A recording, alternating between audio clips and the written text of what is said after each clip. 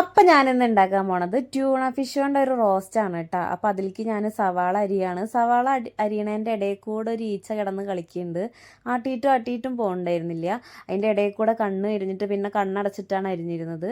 അങ്ങനെ പാനൊക്കെ ചൂടായിട്ട് അതിലേക്ക് വെളിച്ചെണ്ണ ഒഴിച്ചിട്ട് അതിലേക്ക് സവാളയും തക്കാളിയും ഇട്ടിട്ട് നന്നായിട്ട് ഇളക്കിയിട്ടാണ് നന്നായിട്ട് വഴറ്റി അടച്ച് വെച്ചിട്ട് വേണം വഴറ്റാൻ വേണ്ടിയിട്ട്. അതിലേക്ക് ഞാൻ വെളുത്തുള്ളിയും ഇഞ്ചിയും പേസ്റ്റ് ഇട്ടിട്ടുണ്ടായിരുന്നു. പേസ്റ്റ് അല്ല, ചതച്ചതിട്ട്.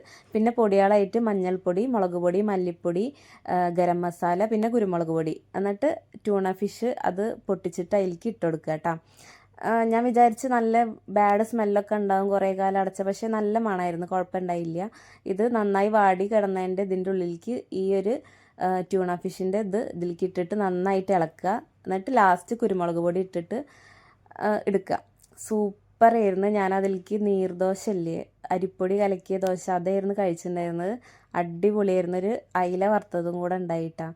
സൂപ്പർ ടേസ്റ്റ് ആയിരുന്നു. ഞാൻ ഉണ്ടാക്കിയോണ്ട് പറയല്ല, അടിപൊളിയായിരുന്നു.